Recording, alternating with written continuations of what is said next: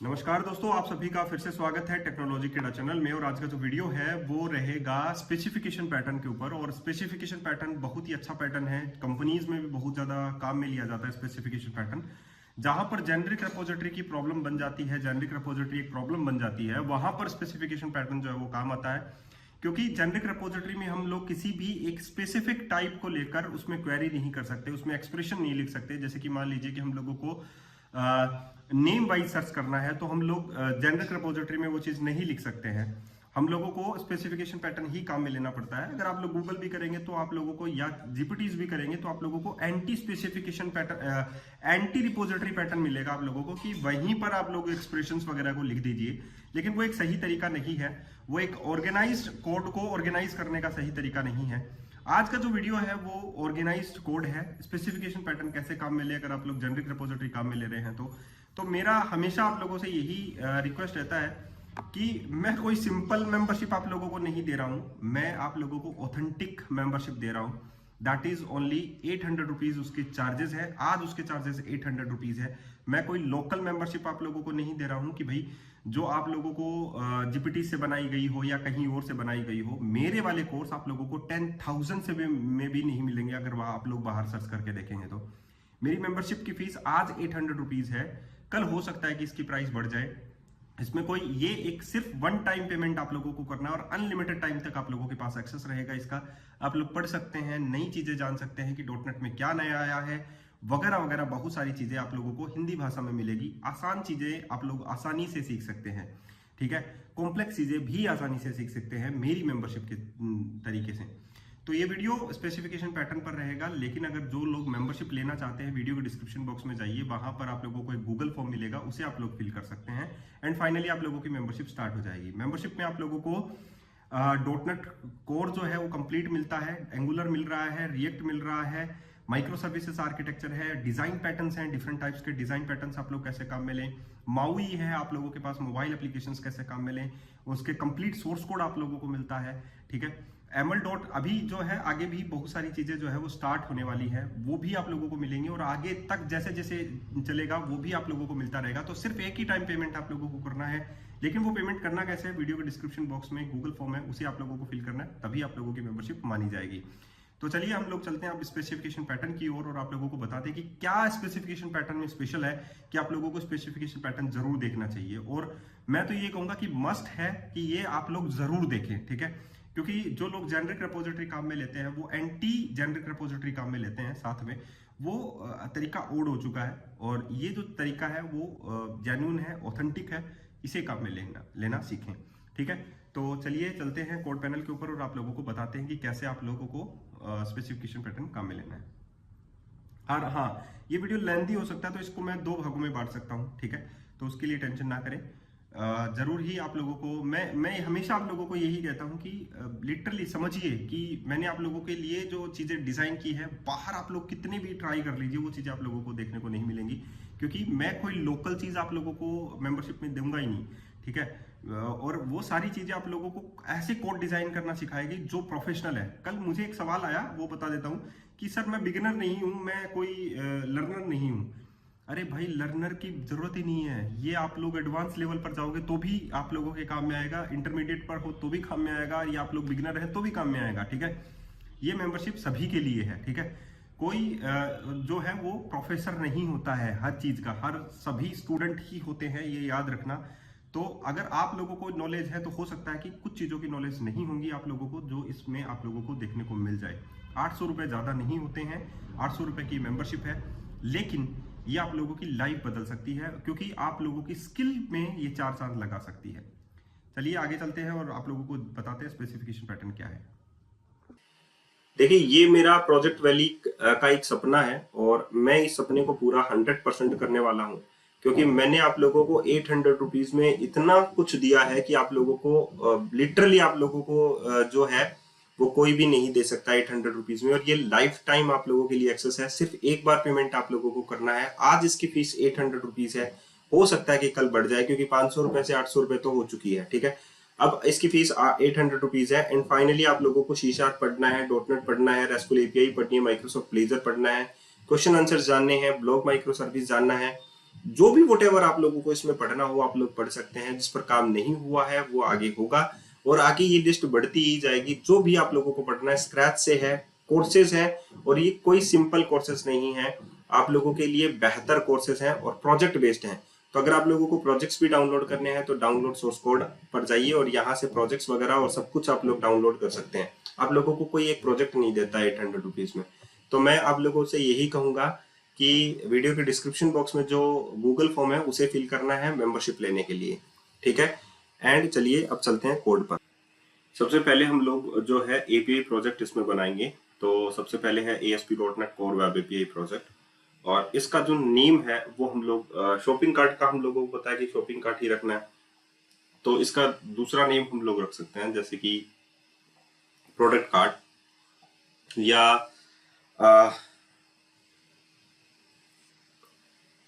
हम रखते हैं इसका टैक ईकॉम, ईकॉम टैक। ओके, ईकॉम टैक, दोनों की स्पेल जो है वो आप चेक कर सकते हैं। That one is the ecom tech.api। इसका जो नेम है that one e-commerce project technology कीड़ा .api रख सकते हैं, और इसका जो सॉल्यूशन नेम है वो हम लोग ecom tech रख सकते हैं।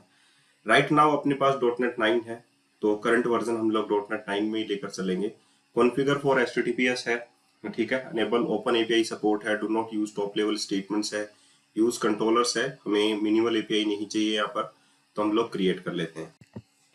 अब हमारा इसमें सबसे पहला काम जो होगा वो कनेक्शन स्ट्रिंग बनाना है। तो कनेक्शन स्ट्रिंग हम लोगों ने ऑलरेडी हमारे टूल्स में डाल रखी है, तो हम लोग बस इसका नेम चेंज करेंगे। यही कनेक्शन स्ट्रिंग होती है, आप लोग लिख भी सकते हैं इसको। Connection string default connection SQL server local DB MS SQL local DB। Database आप लोगों का यहाँ पर नियोसॉफ्ट किंजल है, तो हम लोग इसे चेंज करके हमारा जो है वो स्पेसिफिकेशन पैटर्न के ऊपर है और शॉपिंग कार्ट का प्रोजेक्ट है, तो हम लोग इसका नाम जो है वो ecom tech DB रख देते हैं। ट्रस्टेड कनेक्शन जो है वो ट्रू रहेगा, multiple active result set true रहेगा, ठीक है। ये अगर आप लोगों को इतना करना है तो आप लोग इतना कर सकते हो, वरना आप लोग SQL लाइट भी यूज कर सकते हैं। तो मेरा ये रहेगा कि मैं SQL लाइट इसमें यूज करूं, और मैं ये सब कुछ हटा देता हूं यहाँ से, ताकि आप लोगों को जब मैं दूं तो SQL लाइट आप लोग डायरेक्टली इसको रन कर सकें, ठीक है। तो मैं यहाँ पे डेटा सोर्स लिख देता हूँ equals to tech ecom just उल्टा DB .db या db.db कर लेते हैं। तो मैंने ये डेटा सोर्स जो है वो रख लिया इसका, तो ये एक SQL लाइट की फाइल बन जाएगी यहीं पर आप लोगों के पास, ठीक है। ये कनेक्शन रेडी होने के बाद में जस्ट आप लोगों को यहाँ पर रजिस्टर कनेक्शन स्ट्रिंग जो है वो करनी पड़ती है कि आप लोग कनेक्शन करें रजिस्टर का, राइट। लेकिन हम लोगों को पहले प्रोजेक्ट जो है वो ऐड करना पड़ेगा, और ये जो है रिपोजिटरी पैटर्न के बेस पर हम लोग रखेंगे, और 3 टियर आर्किटेक्चर में हम लोग ये प्रोजेक्ट जो है वो बनाएंगे। तो लेकिन स्पेसिफिकेशन पैटर्न है, जेनरिक रिपोजिटरी में जो प्रॉब्लम्स आती हैं उनको कैसे फेस किया जाता है, that one is the project. तो यहाँ पर हम लोग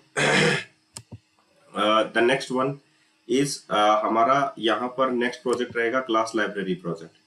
क्लास लाइब्रेरी प्रोजेक्ट में हम लोग जो है अपना यहाँ पर ecom tech रख सकते हैं, .core लेयर हम लोग यहाँ पर रखेंगे। यहाँ पर हमारे पास जितने भी हमारे पास एंटिटीज बनेंगे वो यहाँ पर ही हम लोग उसको यूज करेंगे, जैसे कि प्रोडक्ट हो गया या कैटेगरी हो गया या हमारे पास ब्रांड्स हो गए, ठीक है। तो वो हम लोग यहाँ पर उसको रखेंगे। अब हमारा कोर प्रोजेक्ट है, तो हम लोग इसमें क्या बना लेते हैं, that one is the new directory बना लेते हैं। तो कोर प्रोजेक्ट में एंटिटीज रहेंगे, तो हम लोग यहाँ पर एंटिटीज रख लेते हैं हमारे, और एंटिटीज में सबसे पहला एंटिटी बेस एंटिटी बनाते हैं, ठीक है। तो यहाँ पर हमारे पास हो जाएगा बेस एंटिटी .cs फाइल, और बेस एंटिटी में हम लोग यहाँ पर रखते हैं इंटीजर आइटम्स, ठीक है। तो प्रॉप्ट इंटीजर ID हमारे पास सभी में रहता है, एंड नेक्स्ट वन हम लोग अपना प्रोडक्ट बना लेते हैं। तो new empty file, that one is the product .cs file. Product में बेसिक जो टर्म्स होती हैं वो हम लोग यहाँ पर यूज करेंगे। इनहेरिट, अब हम लोग इसको क्या करेंगे, बेस एंटिटी जो क्लास है हमारी उससे इनहेरिट हम लोग कर लेंगे इसको, ठीक है। बेस एंटिटी, अब हमारे पास यहाँ पर जो प्रोडक्ट की जो चीजें होती है जैसे कि नेम हो गया, डिस्क्रिप्शन होगी, प्राइस हो गई, तो स्ट्रिंग में हम लोग क्या ले लेते हैं, नेम ले लेते हैं, ठीक है। और यहाँ पर प्रोडक्ट का टाइटल बेस्ट रहता है, ठीक है। यहाँ पर हमारे पास प्रोडक्ट के बारे में डिस्क्रिप्शन है, तो about the product, about us, about, ठीक है, या डिस्क्रिप्शन इनफ होता है। सो स्ट्रिंग हम लोग यहाँ पर डिस्क्रिप्शन रख लेते हैं, ठीक है। तो यहाँ पर हम लोग रख लेंगे डिस्क्रिप्शन, ठीक है।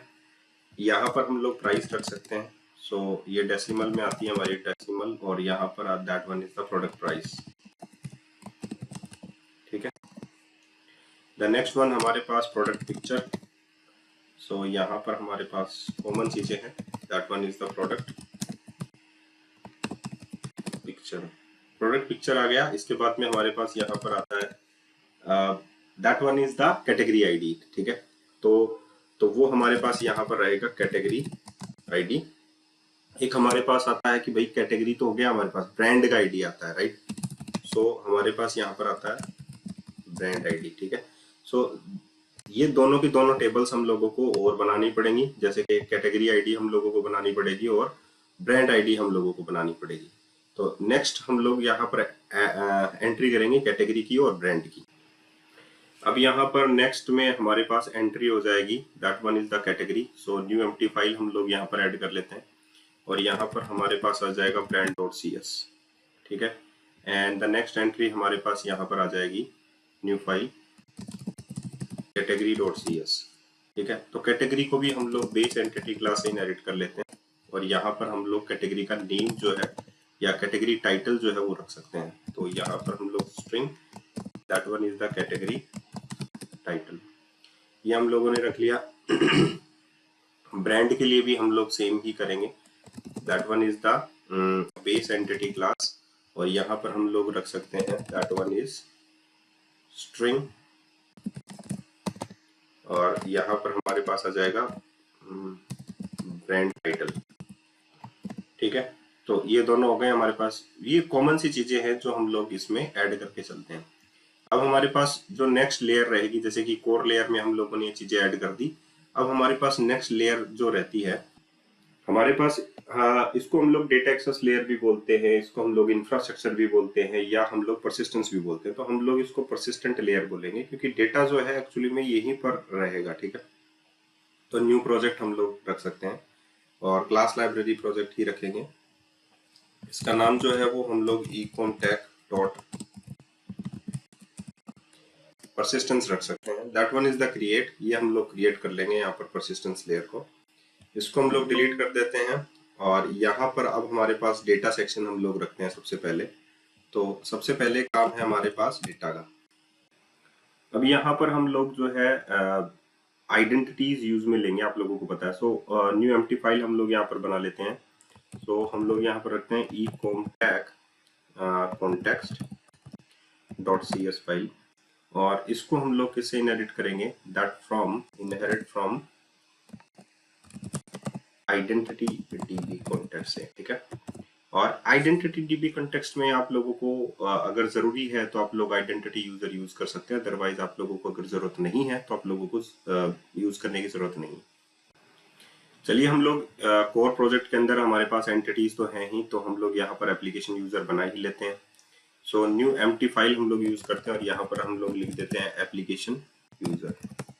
Application user dot cs file हम लोगों को बनानी है। एंड फाइनली यहाँ पर हमारे पास होगा that one is the full name, जो इसको हम लोग आइडेंटिटी यूजर से इनहेरिट कर लेंगे। आइडेंटिटी यूजर का मतलब है ऑलरेडी हमारे पास कुछ प्रॉपर्टीज हैं आइडेंटिटी यूजर में, ईमेल, पासवर्ड्स और समथिंग लाइक। तो इसके लिए आप लोगों को ये पैकेज नहीं इंस्टॉल करना है, install with package manager Microsoft ASP.NET Core dot something है। तो आप लोगों को वो ही पैकेज जो है वो इंस्टॉल करना है इसके लिए। तो ये पैकेज है Microsoft ASP.NET Core dot identity dot entity framework core, और ये देखिए प्रीव्यू चल रहा है आप लोगों का 10 पॉइंट समथिंग, तो हम लोगों को 9.0 वाला इंस्टॉल करना है। That one is installed. तो मैं ये इंस्टॉल कर लेता हूँ। अब हम लोग एप्लीकेशन यूजर में चलते हैं, यहाँ पर कंट्रोल डॉट कर लेते हैं एंड देन ये रिजोल्व कर लेते हैं। अब हम लोगों को यहाँ पर स्ट्रिंग और यहाँ पर that one is full name, ठीक है। तो हमारे पास यहाँ पर हो गया, एंड एड्रेस भी हम लोग यहाँ पर लिख लेते हैं। सो यहाँ पर हम लोग लिख देते हैं दैट वन इज एड्रेस, और यहाँ पर हम लोग रख देते हैं एड्रेस, ठीक है। तो ये एड्रेस जो है वो हम लोग यहाँ पर एंटिटीज में बना लेते हैं और new empty file address dot C S. Address में हमारे पास फर्स्ट नेम लास्ट नेम पूछा जाता है, सो एड्रेस का आईडी होता है प्रॉप इंटीजर आईडी। यहाँ पर द नेक्स्ट वन हमारे पास आता है स्ट्रिंग फर्स्ट नेम, सो स्ट्रिंग फर्स्ट नेम। यहाँ पर हम लोग रख लेते हैं स्ट्रिंग लास्ट नेम, हो गया। एंड द नेक्स्ट वन हम लोग यहाँ पर रख लेते हैं string city area, okay. Next में city,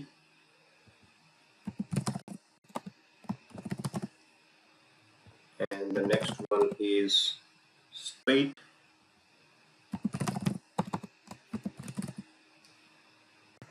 and the next one is zip code,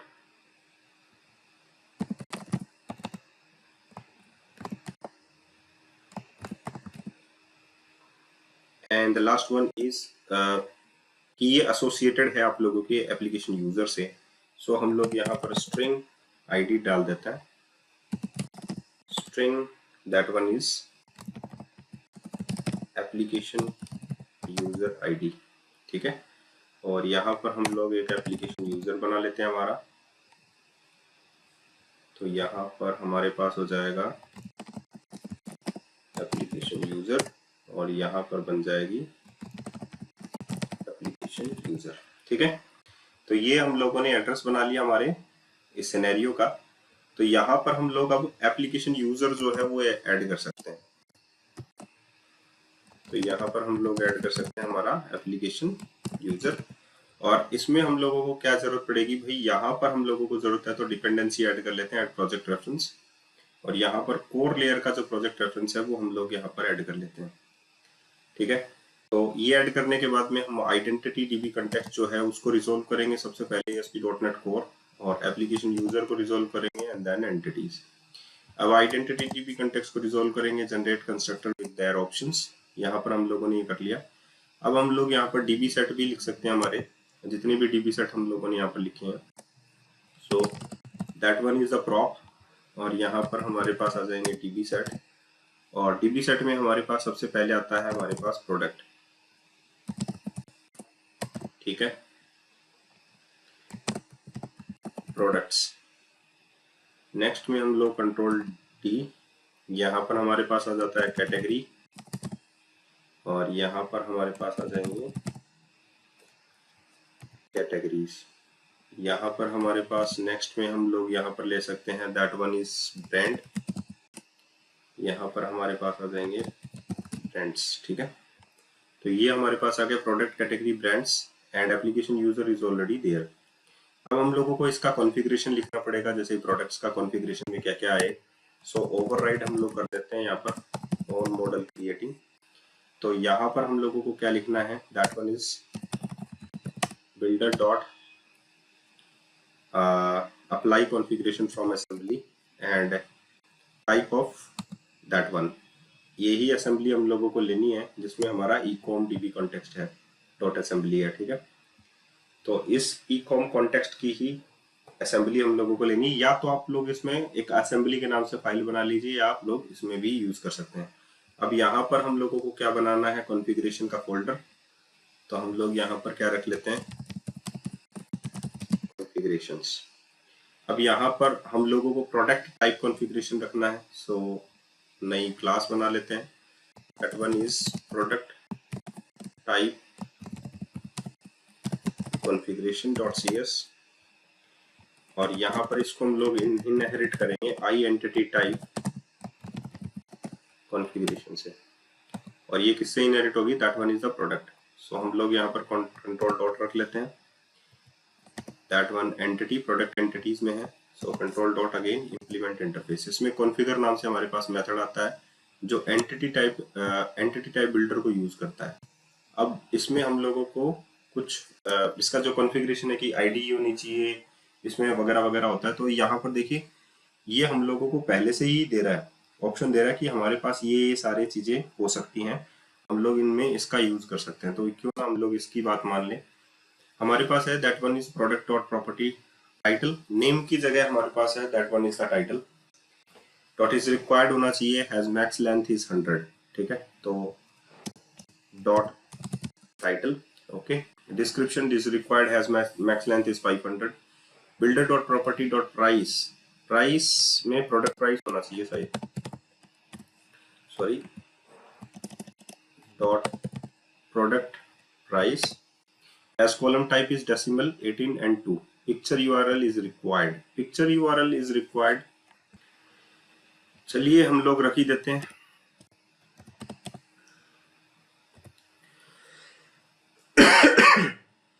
product picture is required, sorry.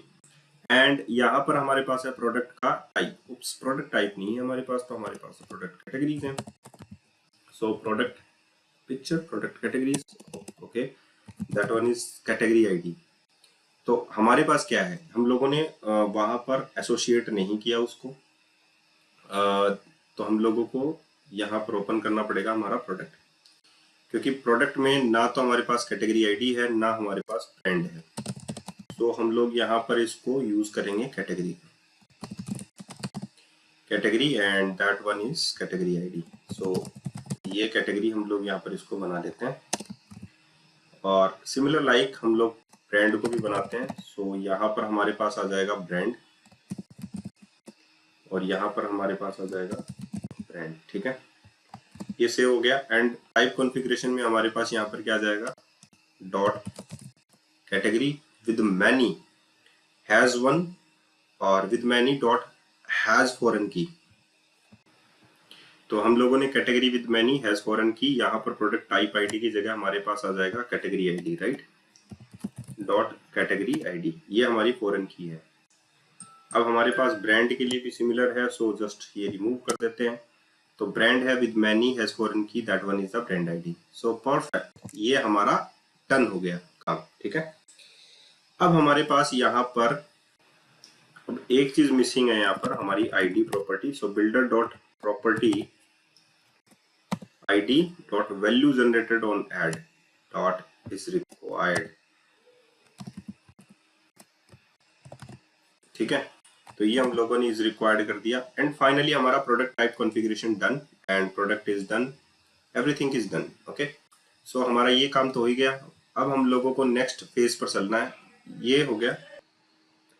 अब हम लोग यहाँ पर क्या बनाते हैं, that one is the core project. तो हमारा ये कोर प्रोजेक्ट है, और इसमें हम लोग क्या बनाते हैं, इंटरफेसेस बनाते हैं। तो न्यू फोल्डर, इंटरफेसेस। इंटरफेसेस में आप लोगों को यहाँ पर ऐड करना है न्यू एम्प्टी फाइल, और न्यू एम्प्टी फाइल में आप लोगों को यहाँ पर ऐड करना है आई जेनरिक रिपोजिटरी।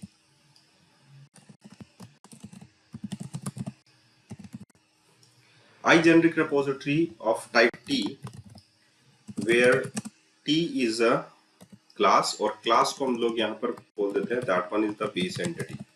एक ही बात है, कोई भी आप लोग यूज कर सकते हैं।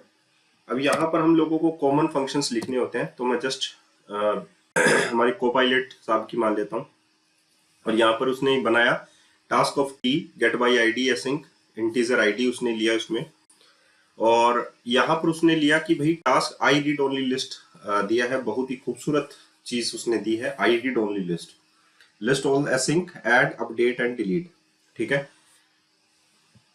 तो हम लोगों को यहाँ पर जब हम लोग ऐड अपडेट डिलीट करेंगे, तो कोई जरूरी नहीं है कि हम लोग एसिंक्रोनस ही लें, हम लोग वॉइड ले सकते हैं, ठीक है, क्योंकि हम लोग नहीं चाहते कि कोई रिटर्न हो। सो हम लोग यहाँ पर क्या ले लेते हैं, वॉइड ले लेते हैं, ठीक है। अब हमारे पास ये इंटरफेसेस में आई जेनरिक लिस्ट हो गया। अब हमारे पास यहाँ पर देखिए डेटा पार्ट जो है उसमें हमारे पास इंप्लीमेंटेशन रहेगा। तो अब हम लोग यहाँ पर क्या ले लेते हैं, डेटा पार्ट के अंदर हम लोग रिपोजिटरीज के नाम से इंप्लीमेंटेशन ले लेते हैं। तो एक नया फोल्डर हम लोग यहाँ पर बना लेते हैं, इंप्लीमेंटेशंस, ठीक है। इंप्लीमेंटेशन में सबसे पहले हमारे पास रहेगी generic repository, generic repository dot C S, और यहाँ पर हम लोग generic repository of type T और इनहेरिट कर लेते हैं हम लोग I generic repository of T से, where T is a base entity. So control dot कर लेते हैं, ये इंटरफेसेस में हमारे पास, और बेस एंटिटी हमारे पास एंटिटीज में है। अब इसको हम लोग इंप्लीमेंट कर लेते हैं, इंप्लीमेंट ऑल इंटरफेस। ठीक है, हम लोगों को पता है कि भाई हमारा जो कॉन्टेक्स्ट क्लास होती है वही रिस्पॉन्सिबल होती है। सो प्राइवेट रीड ओनली हमारा है ecom tag db context, that one is the data part में है ecom tag context only, ecom tag context not db context। So context आया हमारे पास और इसको हम लोग क्या कर लेते हैं, कंट्रोल डॉट करके जनरेट कंस्ट्रक्टर, कंस्ट्रक्टर में डिपेंडेंसी इंजेक्शन के थ्रू इनिशियलाइज कर लेते हैं। अब हमारे पास ऐड एसिंग करना है हम लोगों को। So context dot set of T dot add entity, delete करना है। So underscore context dot set of T dot remove entity, get by ID करना है। So return underscore context dot set of T dot find async, async use कर लेते हैं और यहाँ पर हम लोग अवेट यूज कर देते हैं। ठीक है, एंड लिस्ट ऑल है। So return await that one. To list async आप लोगों को एंटिटी फ्रेमवर्क कोर में मिल जाएगा। अब हमारे पास है context dot set of T dot attach entity and context dot entry of entity dot state is modified। so finally हमारे पास ये सारी की सारी हमारी generic repository is well and good. अब आप लोगों को पता है कि भाई हम लोग एक प्रोडक्ट पर अगर हम लोगों को काम करना है तो हम लोग कर सकते हैं, लेकिन अगर हम लोगों को प्रोडक्ट के वेयर कॉज लगाना है कि भाई प्रोडक्ट वो होना चाहिए जिसका आईडी ये हो, जिसका ब्रांड ये हो, जिसका कैटेगरी ये हो, तो हम लोग नहीं कर सकते हैं। आप लोगों को पता है यहाँ पर हम लोग वो चीज कैसे करेंगे, that is the specification pattern, कि हम लोग यहाँ पर भी स्पेसिफाई करेंगे कि आप लोगों का प्रोडक्ट ये होना चाहिए। ठीक है, तो यही स्पेसिफिकेशन पैटर्न है कि जेनेरिक रिपोजिटरी में प्रॉब्लम आ जाती है। ये जेनेरिक रिपोजिटरी की प्रॉब्लम है कि मान लीजिए कि मेरे को वो सारे के सारे प्रोडक्ट निकालने हैं, मान लीजिए कि मुझे लिस्ट ऑल निकालनी है कौन से वाले प्रोडक्ट की, जहां पर मेरा प्रोडक्ट टाइप जो है या प्रोडक्ट की जो कैटेगरी है या प्रोडक्ट की जो ब्रांड है वो यहाँ पर स्पेसिफाइड हो, और उस टाइप के सारे उस कैटेगरी के सारे प्रोडक्ट मुझे निकालने हो। तो कैसे स्पेसिफाई करूं, टी कोई ऑब्जेक्ट के बेस पर नहीं है। अंडरस्टूड। तो यहाँ पर टी को आप लोग कैसे स्पेसिफाई करेंगे कि भाई वो चीज होनी चाहिए। ठीक है, अब मान लीजिए कि मैं प्रोडक्ट की ही रिपोजिटरी यहाँ पर बनाता हूँ। नेक्स्ट में हमारे पास यहाँ पर हम लोग प्रोडक्ट की रिपोजिटरी बनाएंगे। अब मान लीजिए कि मैं आप लोगों को समझाने के पॉइंट ऑफ व्यू से प्रोडक्ट्स कंट्रोलर यहाँ पर बना रहा हूँ। ठीक है, तो सबसे पहले मैं यहाँ पर क्या लिखूंगा, that one is the new controller, और न्यू कंट्रोलर में मैं यहाँ पर एपीआई कंट्रोलर बनाऊंगा। एपीआई कंट्रोलर में यहाँ पर मेरे पास बाय डिफॉल्ट जो है पहले हम लोग बेस एपीआई कंट्रोलर ही बना देते हैं, चलो, क्योंकि वो कॉमन चीजें रहेंगी सभी में। बेस एपीआई कंट्रोलर, ठीक है, तो बेस एपीआई कंट्रोलर में हमारे पास क्या रहेंगे, राउट रहेगा, API controller and API controller रहेगा, जो कि कंट्रोलर बेस क्लास से इनहेरिट होगा। ठीक है, अब हम लोग कोई भी अदर जो कंट्रोलर है वो बना सकते हैं, that one is the products controller. तो मैं नॉर्मल जो है एम्प्टी क्लास भी बना सकता हूँ, that one is the products controller. ठीक है, तो मैंने यहाँ पर देखिए प्रोडक्ट कंट्रोलर रखा, that one is controller is pre post fix. ठीक है, कोई जरूरी नहीं है कि रखें, पहले था अभी नहीं है। ठीक है, इसको हम लोग किससे इनहेरिट कर लेते हैं, बेस एपीआई कंट्रोलर से। ठीक है, तो ताकि हम लोगों को बार बार में ऊपर वाली चीजें जो है यूज ना करनी पड़े। अब मैं यहाँ पर मान लीजिए कि मैं आप लोगों को कमेंट के जरिए से बताता हूँ, मैंने यहाँ पर आई जेनेरिक रिपोजिटरी काम में ली वो प्रोडक्ट। ठीक है, नेक्स्ट में मैं यहाँ पर क्या लिखूंगा, मान लीजिए कि मेरे को एक एक्सप्रेशन लिखनी है कि जिसकी कैटेगरी आईडी ये है। ठीक है, तो मैं यहाँ पर क्या लिखूंगा, that one is the get all. ठीक है, मान लीजिए कि गेट ऑल प्रोडक्ट एसिंक मैं यहाँ पर लिखता हूँ। ठीक है, तो आप लोग, अरे यार, तो इनकी एआईज वालों की इतनी नहीं सुननी चाहिए, ठीक है। अब यहाँ पर मान लीजिए कि मैं यहाँ पर लिखता हूँ अंडरस्कोर प्रोडक्ट रिपोजिटरी और इसके आगे मैं dot product repository dot get all async get क्या था repository dot get list async. अब मैं यहाँ पर ये एक्सप्रेशन लिखना चाहता हूँ कि भाई मेरे को वो सारे के सारे प्रोडक्ट चाहिए जिसकी कैटेगरी आईडी ये है, that one is the category ID, right. मैं ये एक्सप्रेशन इसमें लिखूंगा गेट लिस्ट और ये कैटेगरी, क्योंकि मेरे पास यहाँ पर देखिए रिपोजिटरी में ये मेरे को इन्यूमरेबल टाइप ऑफ लिस्ट देगा, तो फिर मैं कैसे डेटाबेस के साथ क्वेरी करूंगा, राइट। ये मेरे को क्या दे रहा है, जेनेरिक रिपोजिटरी मेरे को क्या दे रहा है यहाँ पर, या तो मैं क्वेरेबल रिटर्न करूं ताकि मैं यहाँ पर भी वो चीजें बना सकूं, लेकिन वो एक स्पेसिफिकेशन पैटर्न नहीं है। तो डेफिनेटली मुझे यहाँ पर क्या देना पड़ेगा, जैसे कि मान लीजिए कि मैं category ID is double equals to category ID, मान लीजिए कि मैंने ये एक एक्सप्रेशन दिया यहाँ पर, ठीक है। तो ये एक्सप्रेशन तो मैं इसमें दे ही नहीं सकता क्योंकि यहाँ पर ये एक्स डिफाइंड ही नहीं है। एक्स किसके लिए है, ठीक है, तो एक्स तो डिफाइन ही नहीं है। क्यों, क्योंकि ये जेनेरिक है और टी का कोई भी टाइप नहीं होता, टी कोई भी हो सकता है, डायनेमिक टाइप पर वो डिफाइन करता है। तो एक्स जो है वो यहाँ पर हमारे पास डिफाइंड नहीं है, that one is the defined नहीं है। तो हम लोग कैसे स्पेसिफाई करें, इसीलिए हम लोग क्या करेंगे, स्पेसिफिकेशन पैटर्न काम में लेते हैं, ताकि हम लोग जो भी स्पेसिफाई करेंगे यहाँ पर वो पहले से ही हम लोग इसी के थ्रू होकर हम लोग आगे गेट करेंगे। तो स्पेसिफिकेशन पैटर्न को कैसे यूज किया जाता है, वो भी जेनेरिक टाइप से यूज किया जाता है, कैसे यूज किया जाता है वो देखो। अब हम लोग यहाँ पर क्या करेंगे, जैसे कि ये एपीआई प्रोजेक्ट है तो यहाँ पर हम लोग क्या लगा देंगे, स्पेसिफिकेशंस पहले लगा लेंगे, ठीक है। ऐड कर लेते हैं न्यू फोल्डर और ठीक है, स्पेसिफिकेशंस के नाम से हम लोगों ने एक डायरेक्टरी ऐड कर लिया।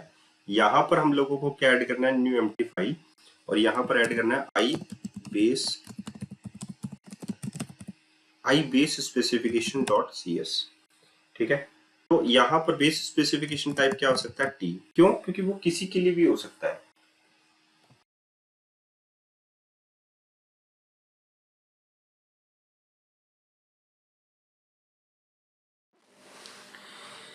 तो आप लोगों को क्या करना है, जैसे कि आई बेस स्पेसिफिकेशन जो है आप लोगों को यूज करना है, और आई बेस स्पेसिफिकेशन में आप लोगों को यहाँ पर लिखना है दैट इज द एक्सप्रेशन। जो एक्सप्रेशन होता है उसमें आप लोग ये लिखते हैं x tends to x dot id is double equals to id।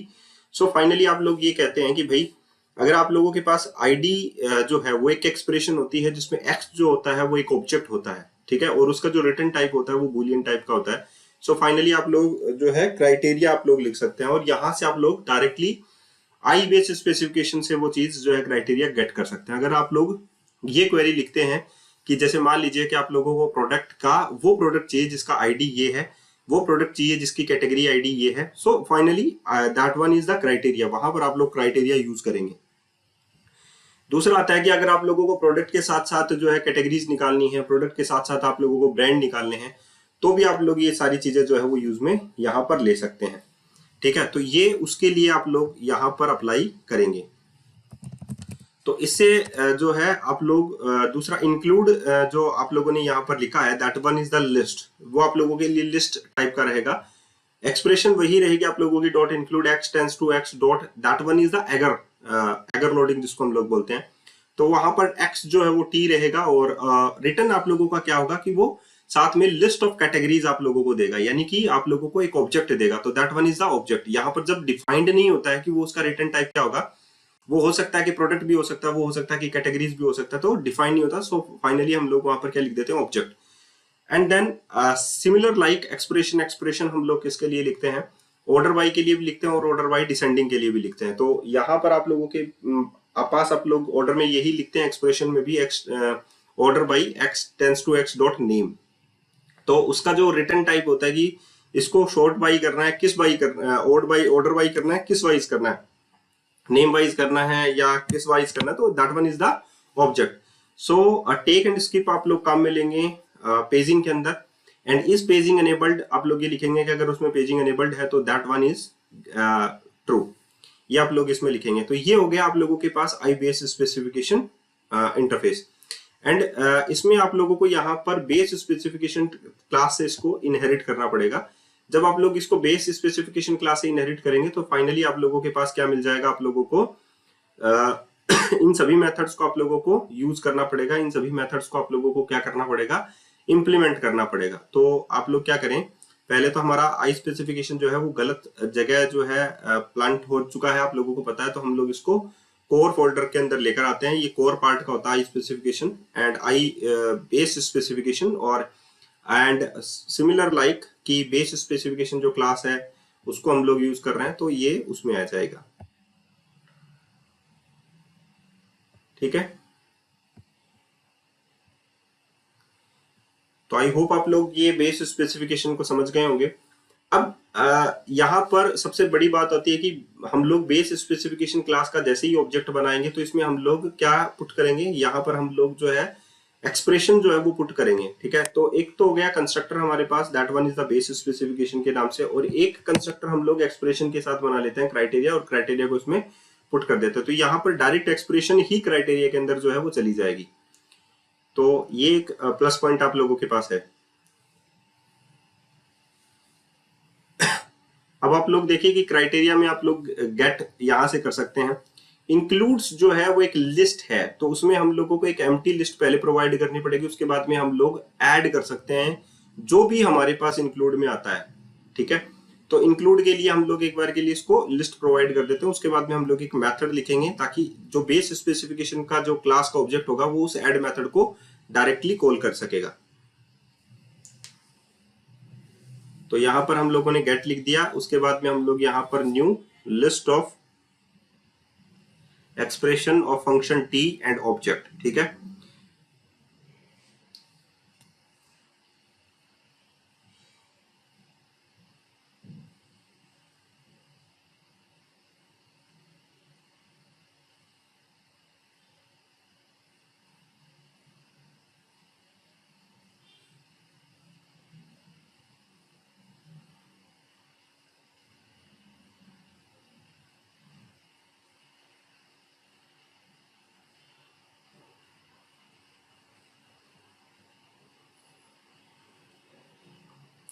Okay, and then order by और ऑर्डर बाई डिसेंडिंग को हम लोग यहाँ पर क्या सेट करते हैं, that one is the get and private set. Private set हम लोग यहाँ पर कर देते हैं। ठीक है,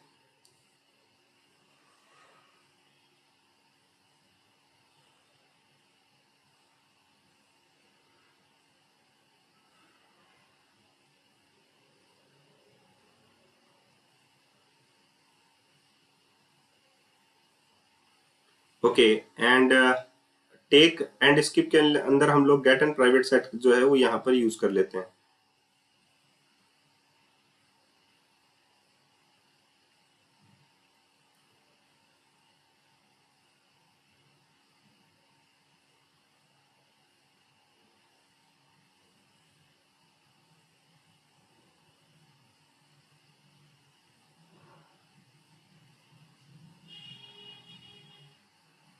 ओके, अब यहाँ पर हम लोग ऐड इंक्लूड लिख कर बैठे हैं। ऐड इंक्लूड के लिए क्या होगा, जैसे कि हमारे पास कोई एक्सप्रेशन आएगी, right, that one is the include expression होगी, तो वो हम लोग इंक्लूड कर लेंगे इस लिस्ट में। तो includes dot add that one is the expression, वो इस एक्सप्रेशन जो है वो हम लोग इसमें इंक्लूड कर लेंगे।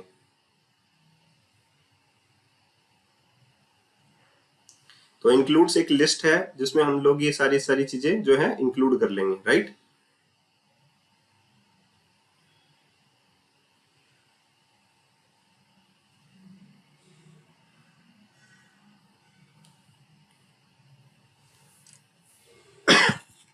ऐसे ही हम लोग ऐड ऑर्डर बाई में भी करेंगे।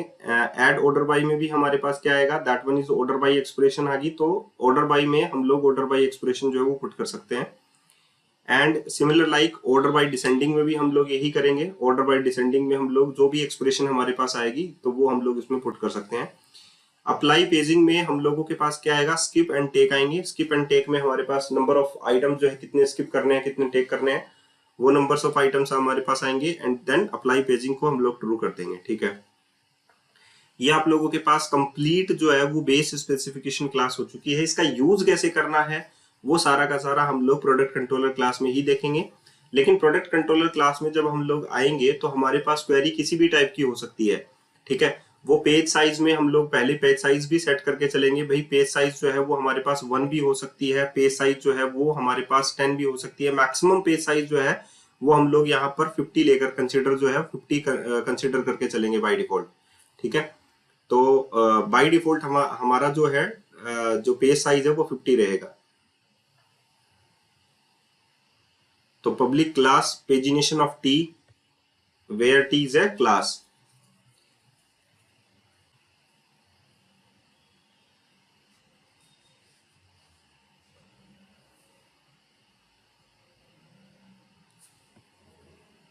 ओके, तो हमारे पास पेजिनेशन में क्या क्या पेजिनेशन रहेगा। पेजिनेशन का मतलब ये होता है कि भाई हमारे पास पेज इंडेक्स नंबर क्या है, पेज साइज क्या है और लिस्ट ऑफ डेटा क्या है। ये हमारे पास जो है वो पेजिनेशन क्लास का मतलब होता है। तो यहाँ पर हम लोग प्रोडक्ट के लिए भी कर सकते हैं, कैटेगरीज के लिए भी पेजिनेशन अप्लाई कर सकते हैं, किसी के लिए भी अप्लाई हो सकता है। नंबर ऑफ आइटम्स कितने हैं, that one is the count. और एक हमारे पास आई रीड ओनली लिस्ट होगी जिसमें हमारे पास डेटा रहेंगे।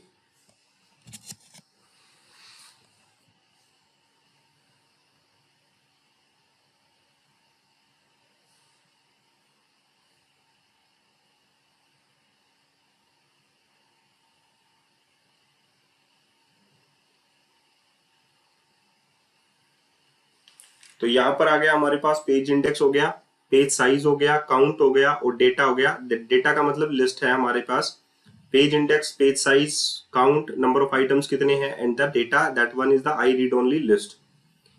अब हम लोग यहाँ पर डिफाइन कर लेते हैं one by one. Page index हो गया, पेज साइज हो गया, काउंट हो गया एंड लास्ट में हम लोगों के पास हो गया आई रीड ओनली लिस्ट डेटा।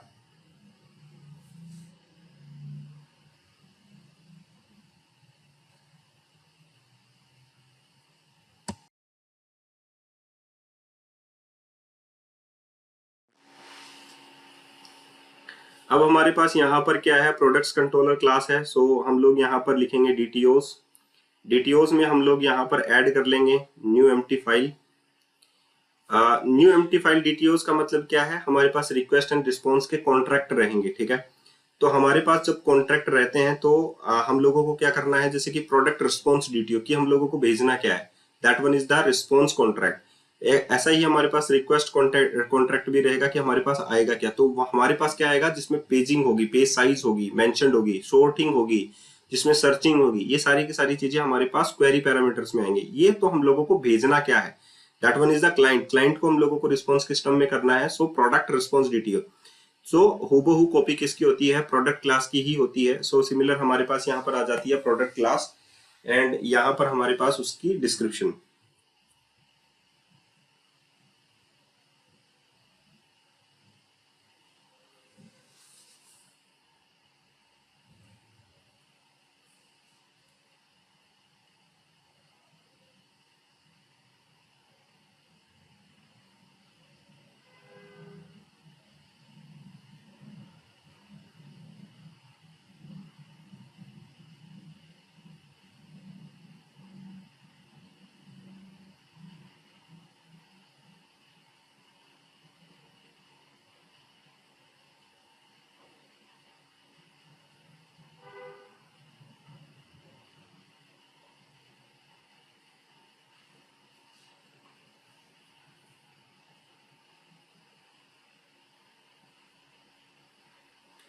तो यहाँ पर हमारे पास आ गया प्रोडक्ट्स कंट्रोलर क्लास एंड उसको हम लोगों ने इनहेरिट कर लिया बेस एपीआई कंट्रोलर क्लास से।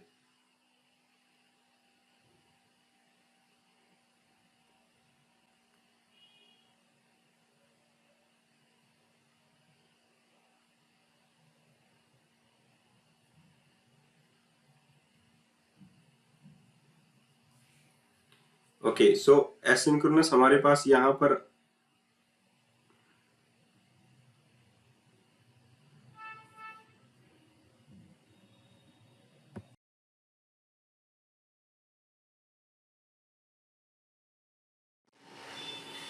तो यहाँ पर हमारे पास क्या जाएगा, that one is the get products. और गेट प्रोडक्ट्स में हम लोग यहाँ पर क्या क्या मेंशन करेंगे वो देखना।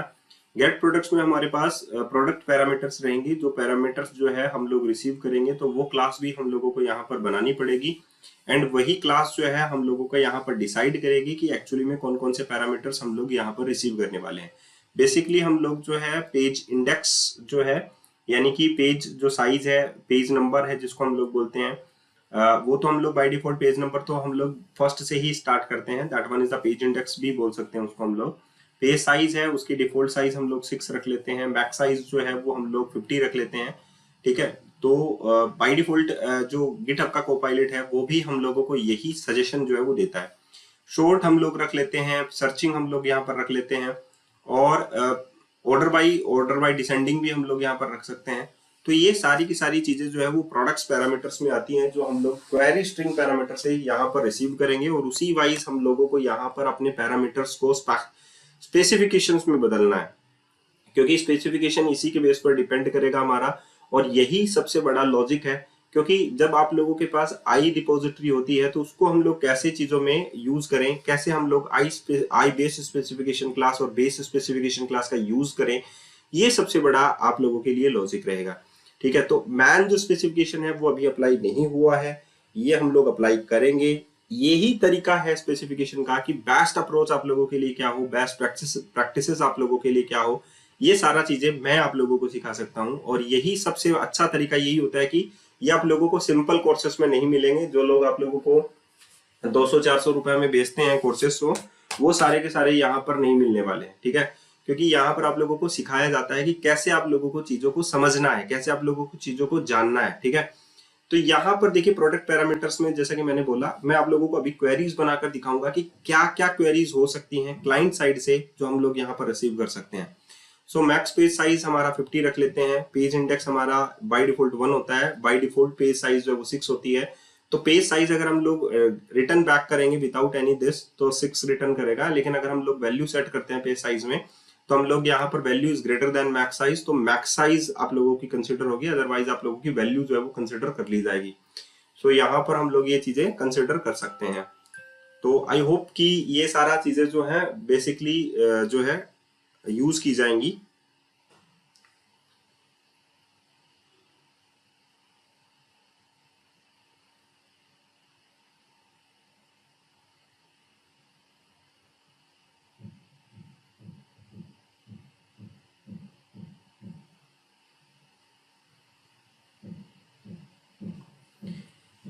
सो ब्रांड आईडी वाइज भी हम लोग फिल्टर कर सकते हैं, कैटेगरी आईडी वाइज भी हम लोग फिल्टर कर सकते हैं, शॉर्ट हम लोग फिल्टर कर सकते हैं, सर्च हम लोग फिल्टर कर सकते हैं। So these are the criterias. ये सारे के सारे आप लोगों के क्राइटेरियाज हैं जो आप लोगों के क्वेरी पैरामीटर्स में आप लोगों को रिसीव होंगे, ये आप लोगों को यूज में लेने हैं।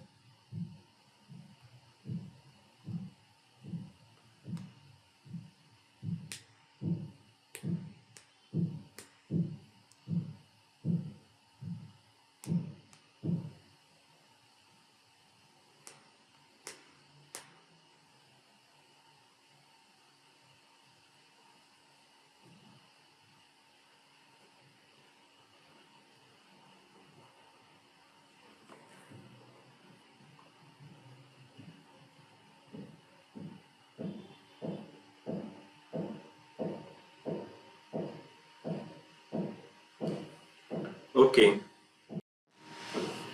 तो यहां पर आप लोगों को यूज करना है